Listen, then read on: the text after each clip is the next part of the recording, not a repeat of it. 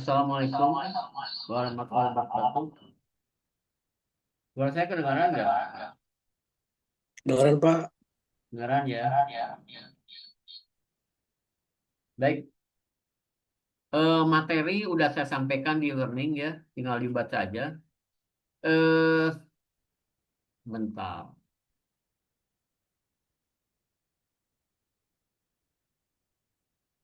Kita akan bahas tentang apa web server hacking. Kenapa mesti harus mengetahui ya web server hacking ini? Dikarenakan yang namanya web server ya itu akan tersimpan selamanya, ya bisa diakses kapanpun dan di mana saja. Nah, biasanya sangat rentan. Kenapa sangat rentan? Karena memang secara online ya bisa diakses di mana saja kapanpun. Kalau terjadi atau ada vulnerability, vulnerability atau kerentanan di dalam server itu berakibat sangat fatal gitu. Coba kalau kita flashback ya ke belakang, banyak kejadian-kejadian ya eh, tentang apa website ya isinya itu dirubah ya isi dirubah ya. Bahkan di apa di mana di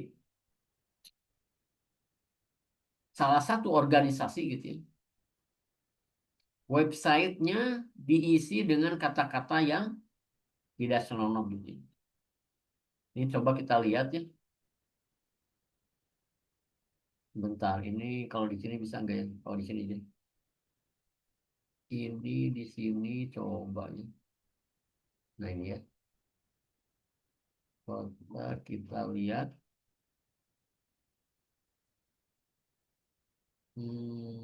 Sebentar. Saya share dulu. Share ini. Nih,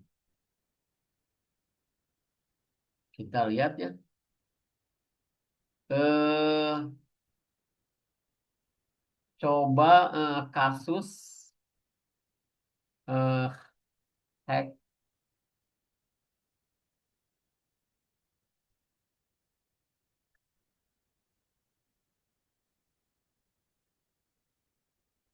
Nah, coba ya. Nah, ya kelihatan nih.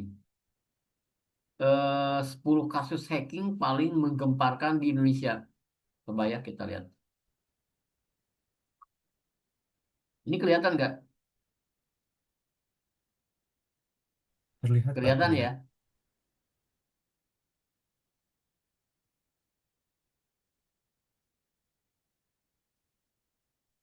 Ini kelihatan? Sudah muncul belum? Terlihat, Pak. Lihat ya. Belum Pak. Oke. Nah, eh kita lihat. Nah, ini hacker dapat menyusup ke dalam segala sistem sumber pixel. Sebentar, ini 10 kasus hacking paling menggambarkan Indonesia. Ini coba ada yang dampak terjadinya hacking. Ya, dampaknya ada jenis serangan ya. Ini phishing, DDoS, clickjacking, keylogger, peretasan situs. Nah, ini lihat ya. S1-nya adalah peretasan situs BPJS Kesehatan. Jadi pada Mei 2021, situs BPJS Kesehatan diretas oleh hacker yang mengakibatkan kebocoran data. Kebayang ini. Penduduk Indonesia yang dijual di ride pawn dengan seharga 0,15 Bitcoin, 84 juta.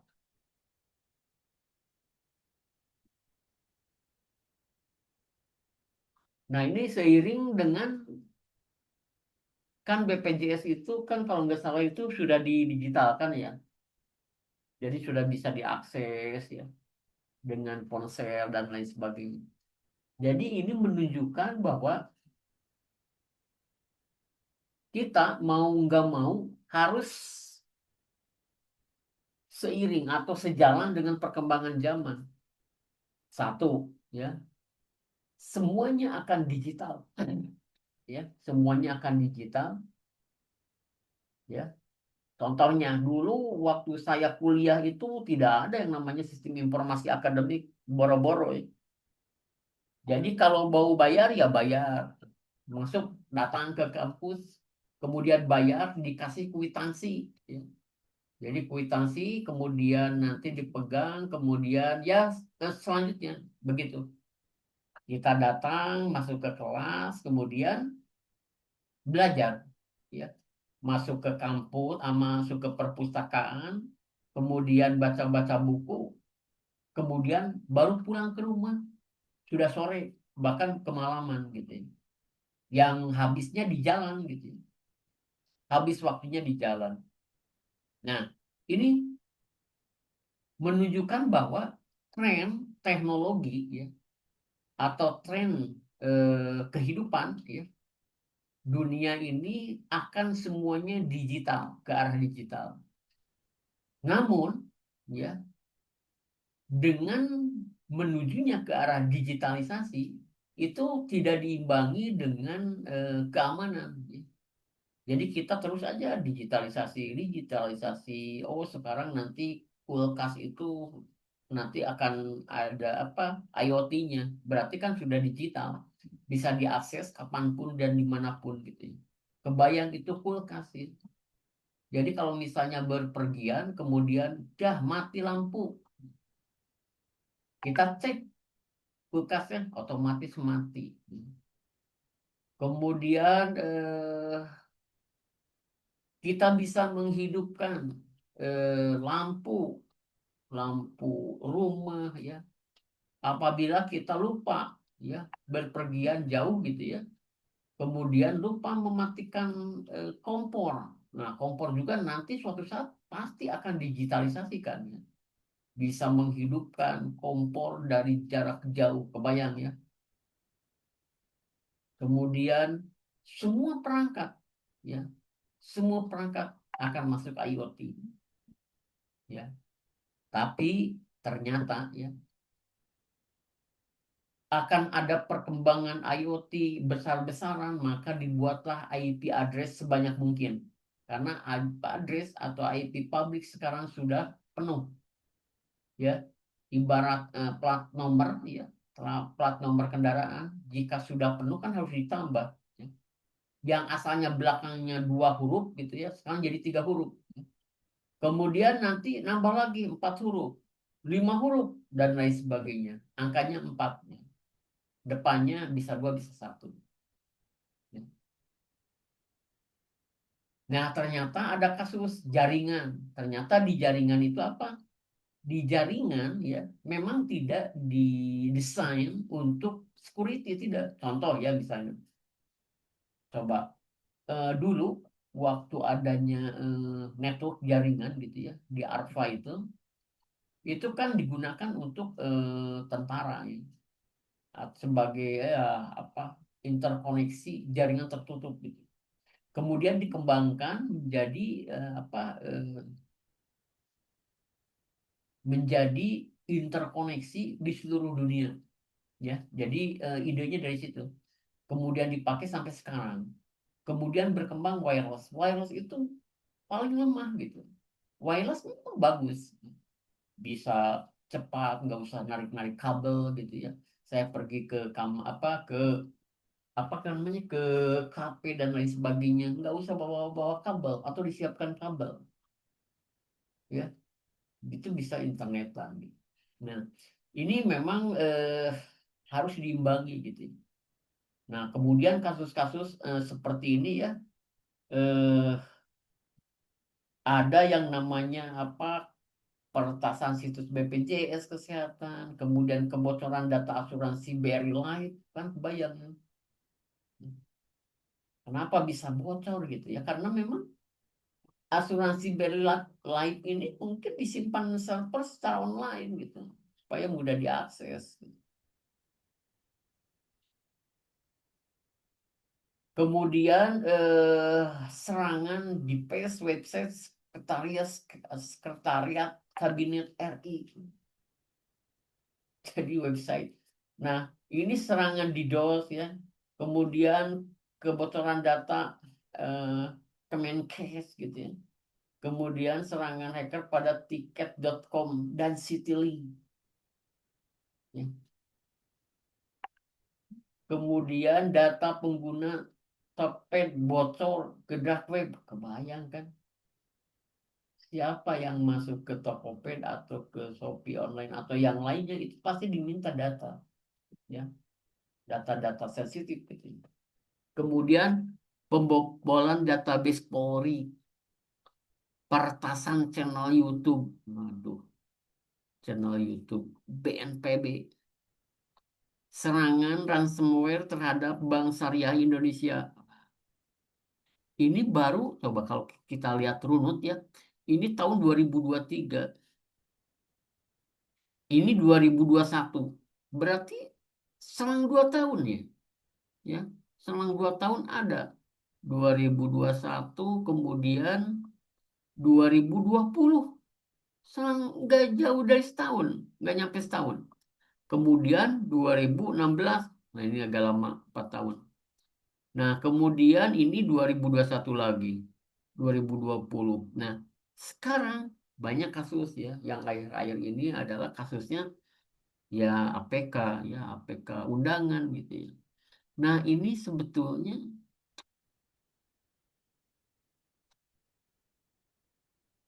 merugikan ya banyak pihak ya, terutama nasabah. Bukan banknya yang dibobol, tapi nasabahnya. Kenapa? Banknya nggak bisa dibobol karena sudah security-nya sudah tinggi gitu. Nah, nyarinya gimana? Nyarinya titik lemah di user gitu. Ada kehilangan uang puluhan juta, kemudian apa? Komplain ke banknya juga dipastikan itu kamu yang melakukannya gitu. User sendiri yang melakukannya tuh lihat tuh. Padahal enggak gitu. Padahal ada hacker gitu. Nah ini ya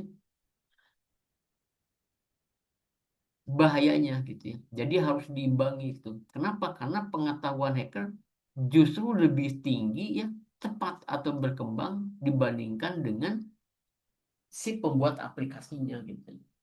Sampai-sampai WhatsApp itu sudah melakukan verifikasi 2 langkah gitu ya. Ya, pembajakan WhatsApp dan lain sebagainya. Nah, ya. Jadi ini menunjukkan bahwa salah satunya ya, web server itu harus diamankan ya, di apa ya, diaudit lah minimal ya sebulan sekali gitu. Siapa saja sih yang masuk gitu. Nah, kemudian pengertian web server itu tadi salah satu contoh aja gitu ya, dan banyak lagi gitu ya kasus-kasus pertasan di termasuk di Indonesia gitu, dan bukan di Indonesia saja, di semua negara gitu. Nah, pengertian web server. Jadi web server adalah perangkat lunak ya, software atau kombinasi perangkat keras dan perangkat lunak ya. Jadi di dalam web server itu ada mesin ya. Kemudian ada juga aplikasinya. Kemudian apa? eh, Fungsinya untuk menerima permintaan request. Jadi si web server itu akan menerima permintaan dari user. Usernya juga harus menggunakan web client gitu ya tentunya. Tidak bisa pakai apa aplikasi lain gitu. Jadi ada web client, ada web server. Web client yang meminta, web server menerima. Sorry. Web server ini yang meneruskan gitu ya. Sedangkan web kliennya yang meminta gitu. Jadi meminta saya membuka website UTB, kata server, silakan. Nah, gitu. Kemudian ada apa eh, protokolnya. Protokol-protokol di dalam web server ada HTTP atau HTTPS. Jadi HTTP sudah dibobol. Ya, dulu sebelum adanya HTTPS itu HTTP dulu. Ternyata dibobol, ya sudah ganti saja dengan HTTPS. Ya. Nah, ini sama dengan apa? Dengan aplikasi atau program gitu ya, software gitu ya. Kalau misalnya ada versi 1, versi 2, ada Windows 1, Windows 2, Windows 3 dan seterusnya itu adalah karena demi keamanan security. Jadi terus berkembang gitu. Ya. Tidak mungkin ya satu aplikasi atau software diam aja di versi itu tidak, tapi akan diupdate gitu. Nah, kemudian kalau apa server biasanya menggunakan web server itu biasanya menggunakan apa sih? Ya. Kemudian bisa Nging, bisa Microsoft IIS gitu ya. Kemudian bisa Lightspeed. Kemudian apa sih peran web server dalam infrastruktur teknologi informasi? Jadi web server tidak hanya bertindak sebagai eh, penyaji halaman web, tetapi juga merupakan jembatan antara pengguna akhir dengan data dan layanan back-end gitu. Jadi peran pentingnya mencakup menyediakan akses terhadap konten web ya, baik statis atau dinamis. Kalau statis itu ya tidak ada interaksi gitu ya, statis aja, nampilkan websitenya UTB, diam aja gitu. Tapi begitu ada interaksi dengan user ya, mau masukkan konten dan lain sebagainya, itu menjadi sangat berbahaya. Karena menerima inputan dari luar gitu. Nah, yang dari luar kan bisa hacker, bisa tidak gitu ya. Kemudian mengapa web server sering menjadi target serangan seperti yang saya tadi sebutkan? Ada beberapa alasan utama mengapa web server menjadi sasaran favorit bagi hacker. Contoh, sekarang banyak yang namanya apa? Judul. Hampir iklan-iklan terinfeksi di beberapa situs-situs pemerintahan bahkan pendidikan. Universitas-universitas kewalahan ya. Banyak yang komplain dari usernya. Ini kenapa nih ada iklan judul di salah satu universitas? Kan kebayang gitu ya. Universitas yang notabene untuk mencerdaskan bangsa loh. Ini kok judul ada di situ gitu. Nah, ini yang menyebabkan berbagai macam pertasan gitu. Kemudian menyimpan dan mengelola data sensitif. Jadi di web server itu bisa jadi ada data-data sensitif yang dikelola di sana. Contoh misalnya e-commerce ya. Kalau kita mau daftar pasti akan menunjukkan alamat, HP dan lain sebagainya. Mungkin bahkan nicknya gitu, KTP dan bisa terjadi itu. Kemudian mahasiswa, mahasiswa ada yang namanya penerimaan mahasiswa baru. Ya pasti ada minta apa KTP, upload KTP meskipun online gitu ya. Upload data-data sensitif nih. Nah, seperti itu. Jadi mesti harus diamankan. Nah, kemudian konfigurasi ya. Jadi seseorang belum tentu bisa ya menyeting server web server ya meskipun dia adalah seorang coding. Jadi biasanya orang coding itu akan nempel di server klien, di server web server gitu ya, akan disimpan di situ ya, untuk menerima permintaan dari server-server apa klien-klien gitu. Kemudian kompleksitas dan rentang konfigurasi, rentan konfigurasi. Jadi penggunaan plugin ya, modul eksternal atau kesalahan konfigurasi ya, misconfig membuat server menjadi rentan terhadap serangan. Ya. Jadi memang harus ada tim ya, tim untuk pembuat aplikasi ngoding gitu dan tim aplikasi apa membuat konfigurasi server web. Nah, apa dampak dari serangan terhadap web server? Dampaknya apa?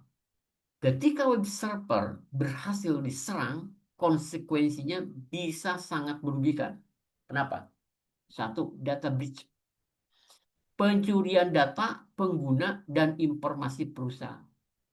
Ya. Pencurian data itu bukan berarti datanya dicuri, kemudian orang pembuat pemilik servernya itu mengetahuinya. Masih ada. Tapi di copy kemudian dijual atau diapain gitu ya. Kemudian ada yang namanya web JPEG ya. Jadi perubahan tampilan halaman tadi ya. Jadi berubah halamannya ya, bentuknya ya. Pokoknya aneh-aneh gitu ya. Nah, ini kan mengganggu dan bahaya karena kalau misalnya reputasinya bisa runtuh ya. Apalagi kalau misalnya universitas ya yang terkemuka loh, oh websitenya isinya ini gitu. Kemudian layanan tidak tersedia atau DDoS ya. Jadi bisa serangan-serangan. DDoS itu menyerang ya, melakukan permintaan terus-menerus ya. Server terus mengirim. Jadi kalau ada permintaan pasti akan membalasnya si server. Karena saking terus-terusannya ngirim tanpa berhenti, akhirnya servernya kecapean. Udahlah, dia stop down kan sekaligus. Kemudian instalasi malware dan backdoor. Nah, jadi hati-hati gitu. Harus ada anti malware. Ya. Periksa apakah ada backdoor atau tidak. Kemudian distribusi malware kepada pengunjung. Ya. Melalui situs yang telah dikompromikan. Nah, ini lebih berbahaya lagi gitu. Kemudian websitenya sudah terinfeksi, kemudian si hackernya menaruh download, ya, downloadan gitu, karena dia perlu gitu, ada menu download, dia kasih. Nah, download yang isinya malware. Nah, kemudian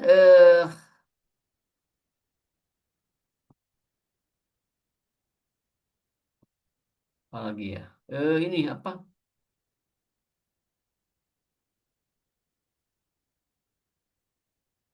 Jadi dalam bagian ini apa? Serangan ya, serangan atau materi web server hacking ini. Jadi berbagai macam jenis serangan terhadap web server. Kemudian bagaimana metodologi ya peretasan dari tahap awal hingga pasca eksploitasi itu. Jadi bagaimana si hacker bisa masuk gitu.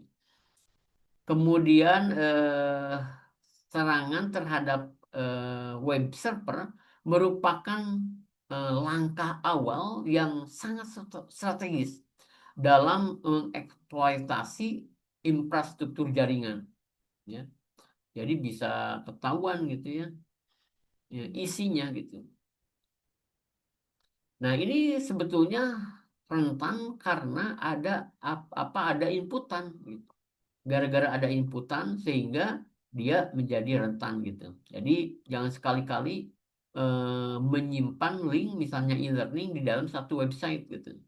Harusnya di luar website tersebut. Baik, paling itu aja ya dari saya. Kita akan coba lihat ya video-video gitu. Sebetulnya video banyak ya di YouTube itu banyak kalau mau melihat bagaimana sih hacker bisa masuk gitu. Nah, ini salah satu contoh ya. Saya cari di YouTube gitu. Ada yang bagus gitu ya. Jadi sebetulnya di YouTube ini harus dipastikan kalau mau mencoba ya, harus ada yang namanya lab lah, lab kecil-kecilan. Ya. Labnya mungkin 2 PC atau 2 laptop gitu ya. Itu sudah bisa nge-lab gitu ya. Jadi untuk mendeteksi serangan-serangan berbagai macam serangan ya, sehingga kita tahu bagaimana cara mengamankannya. Kenapa mesti harus ada di lab kecil atau lab tidak tanpa keluar gitu? Ini kan sangat berbahaya kalau keluar gitu. Kalau misalnya nyeken saja, scanner ya, scan IP, ya, kemudian di dalam servernya itu sudah ada ID sama IPS-nya, itu pasti ketahuan. Siapa yang masuk, ya, siapa yang keluar, siapa yang mengutak-atik. Nah, kita lihat ya, ini ini nah,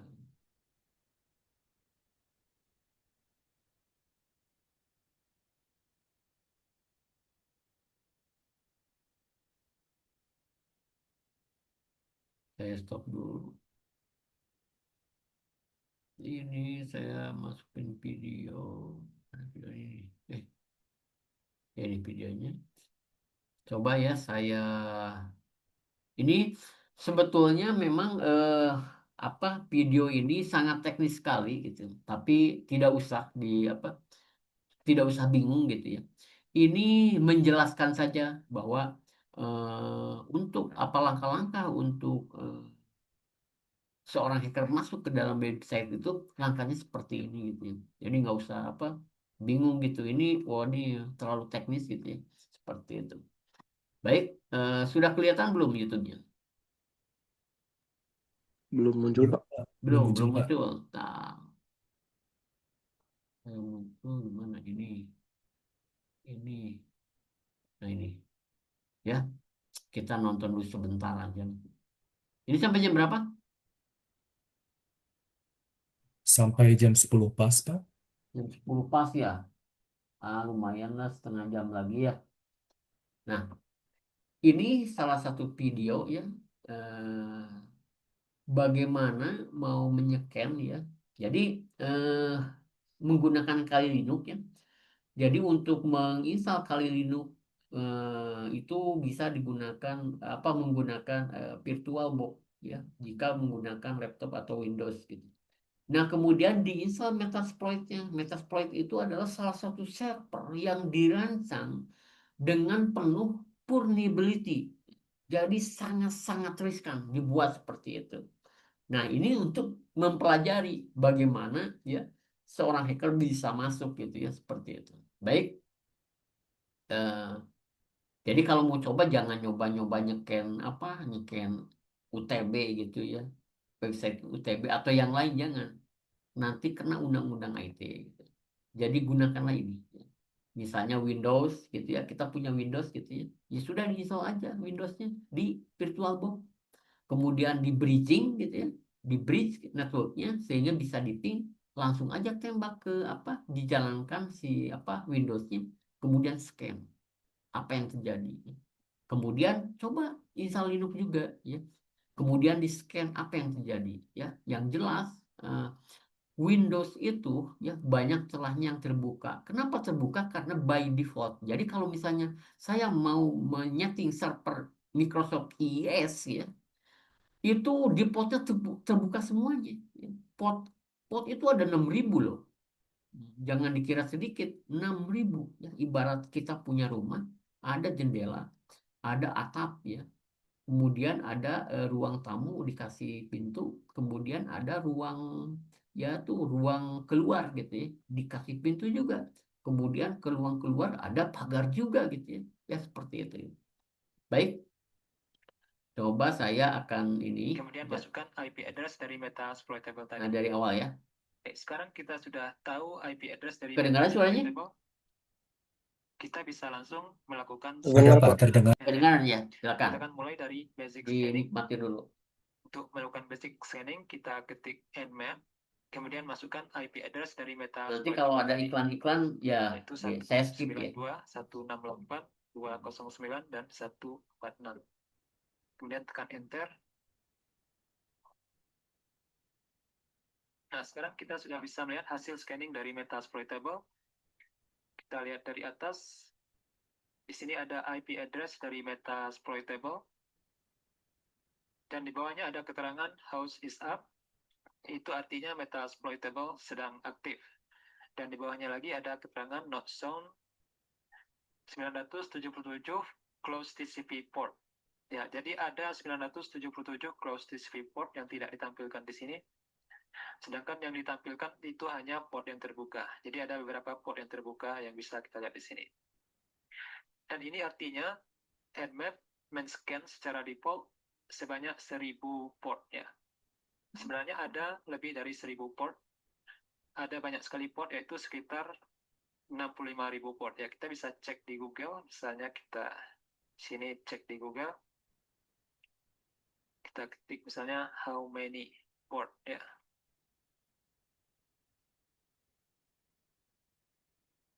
Oke. Nah, lihat di sini ada 65.535 port. Oke. Yang bisa kita lihat dari sebuah komputer itu. Sedangkan Nmap itu hanya men-scan 1000 port secara default. Oke. Dan kita bisa saja nanti membuat Nmap men-scan semua port sebanyak 65.000 port tersebut dengan memberi beberapa opsi. Oke. Dan untuk secara default ini hanya 1000 port. Oke, tetapi dengan 1000 port ini biasanya itu sudah cukup untuk kita melihat service-service yang mungkin bisa kita analisa, mungkin saja memiliki vulnerability. Oke, kita lihat di sini keterangan untuk port terbuka yang di bawah. Di sini ada nomor dari portnya. Ya, ini ada port 21, nomor 21, dan protokol yang digunakan adalah TCP, dan statusnya open. Kemudian service yang berjalan pada port 21 ini adalah FTP atau File Transfer Protocol. Jadi port 21 ini adalah port untuk melakukan file transfer. Dan jika kita lihat di sini, protokol yang digunakan ini adalah TCP. Oke. Apa itu TCP? Nah, TCP ini adalah sebuah protokol yang digunakan untuk melakukan koneksi antar komputer dalam sebuah network. Oke. Misalnya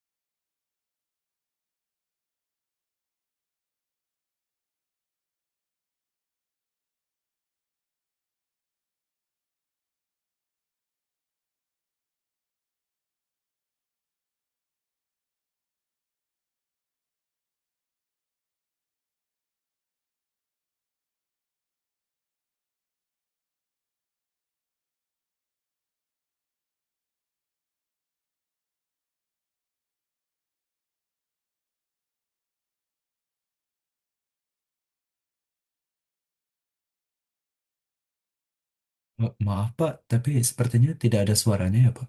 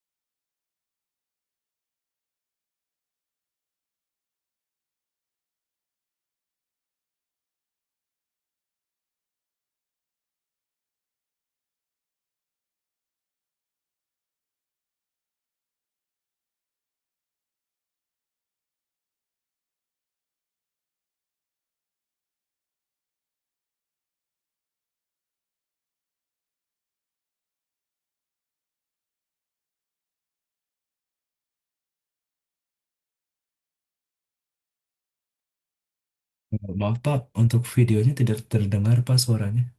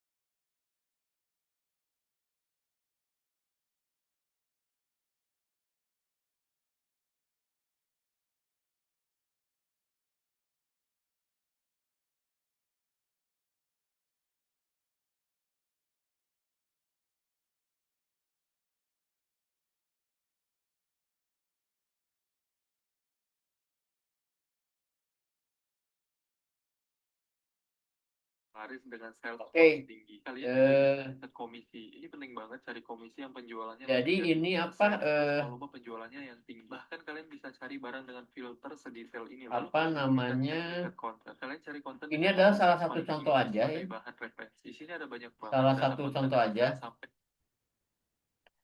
Jadi tidak usah bingung gitu ya. Ini terlalu teknis sebetulnya.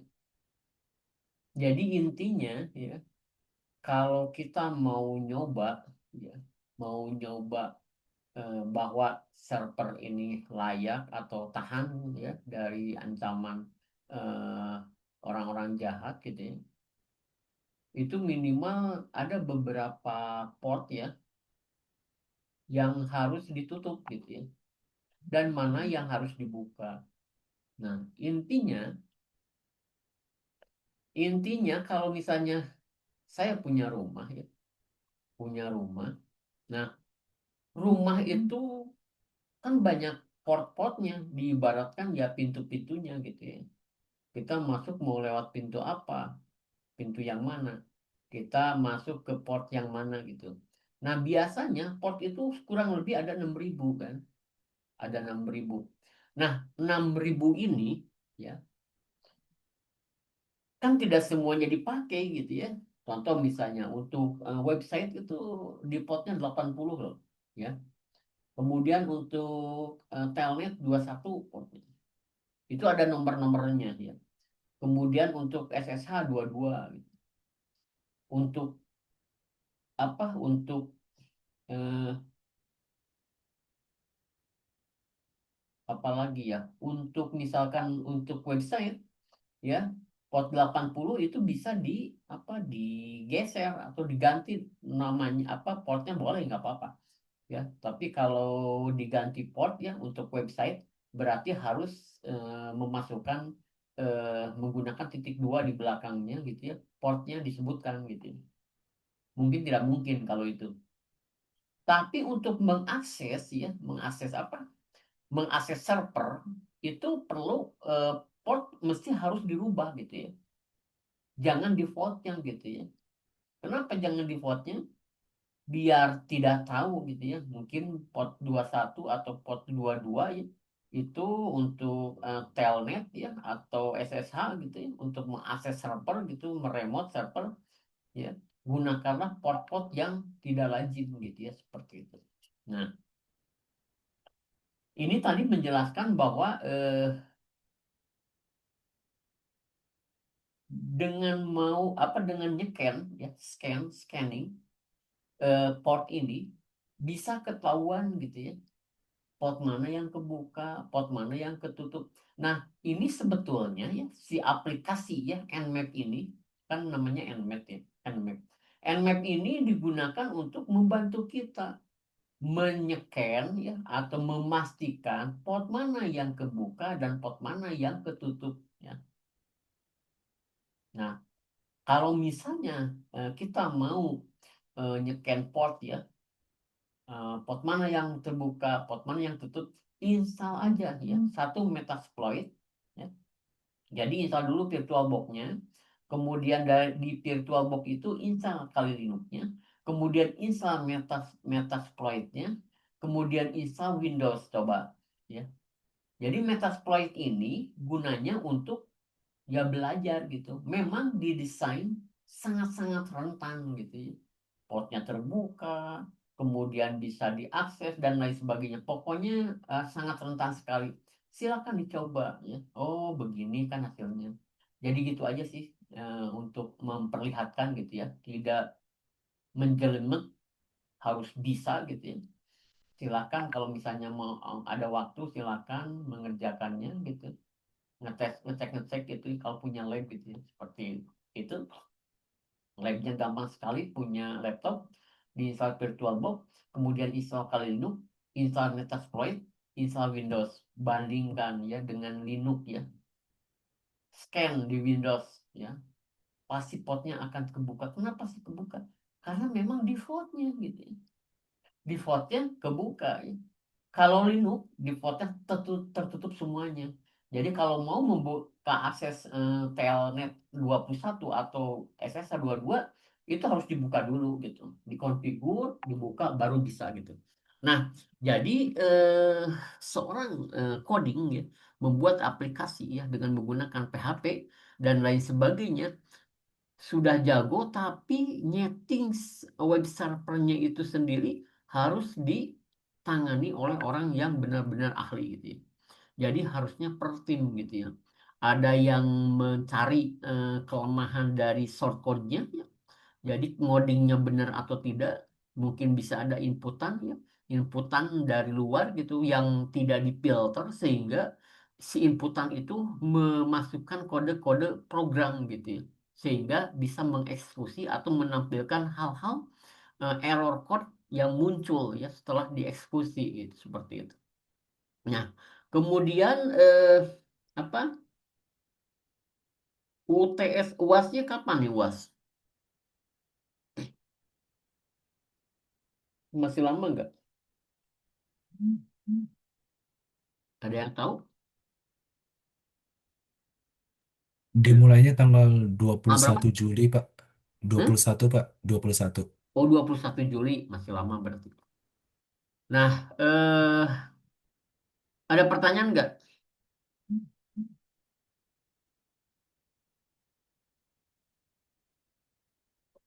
Baik, kalau tidak ada pertanyaan, eh, 10 menit lagi mau habis. Saya akhiri sampai di sini ya. Assalamualaikum warahmatullahi wabarakatuh. Selamat malam, selamat beristirahat. Waalaikumsalam warahmatullahi Terima wabarakatuh. kasih Selamat Bapak. malam, Pak. Terima kasih, Pak.